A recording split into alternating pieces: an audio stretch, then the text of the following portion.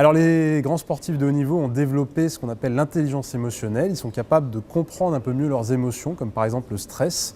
Ils ont compris que le fait d'être stressé régulièrement, ça demandait de l'énergie.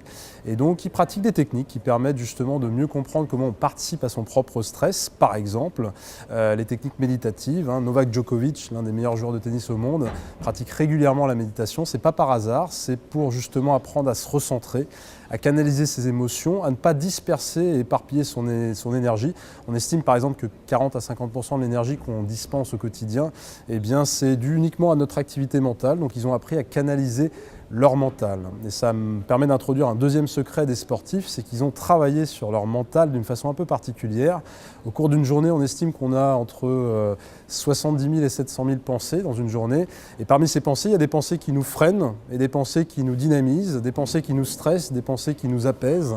Et donc on appelle ça dans le sport de haut niveau des pensées parasites et des pensées parades. Et donc ils ont appris à chaque fois qu'ils ont une pensée parasite, par exemple d'énervement ou de colère, à créer volontairement une pensée parade, comme par exemple je vais faire de mon mieux, je reste concentré, je vais donner le meilleur de moi-même, j'ai déjà réussi dans ma vie, plutôt que d'entretenir des pensées du style oh là là, je viens de rater, je vais pas y arriver, je vais pas être à la hauteur. Et en fait, on sait aujourd'hui que la pensée, elle est intimement liée et elle impulse des émotions, des énergies particulières dans le corps.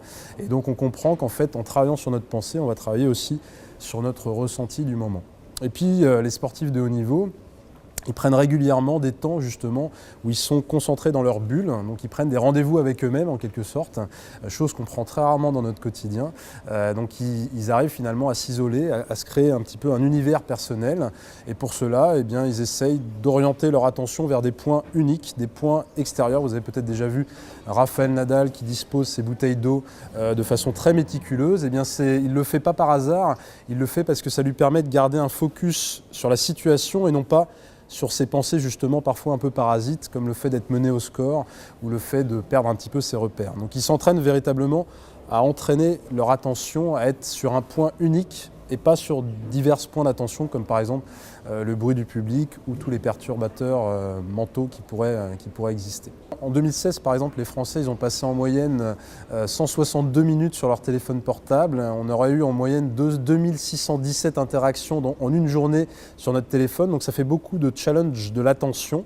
Et le fait d'être constamment détourné, d'avoir l'attention qui est détournée très régulièrement, ça fatigue énormément le cerveau. Il n'est pas fait pour avoir constamment des sollicitations dans tous les sens. On est dans une ère un petit peu du digital qui a ses avantages, mais qui a aussi ses inconvénients. Et donc il faut apprendre parfois à se déconnecter, parfois à couper un petit peu. C'est ce que font les sportifs quand ils s'isolent et qu'ils se mettent dans leur bulle.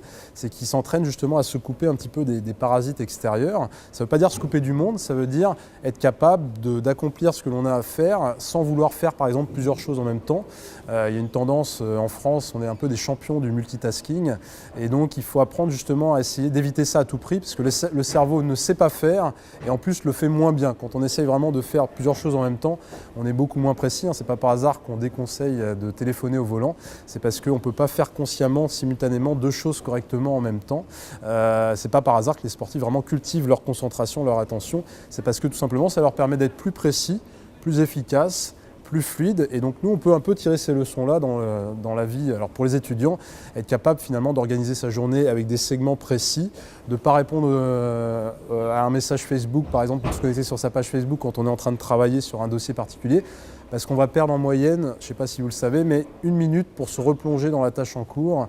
Quand on essaye de, par exemple, traiter un email alors qu'on était occupé à un travail particulier, on va perdre 1 minute pour se rebasculer. Donc si on fait ça 60 fois dans la journée, on va perdre 1 heure très facilement de notre temps juste pour se reconcentrer. Donc on a un gros enjeu dans la vie de tous les jours. Les étudiants ont un gros enjeu qui est de parvenir à rester concentrés étape par étape, tâche par tâche, plutôt que d'essayer de faire plusieurs tâches en même temps. Ça, c'est un très gros enjeu dans notre société et puis notamment dans le monde étudiant.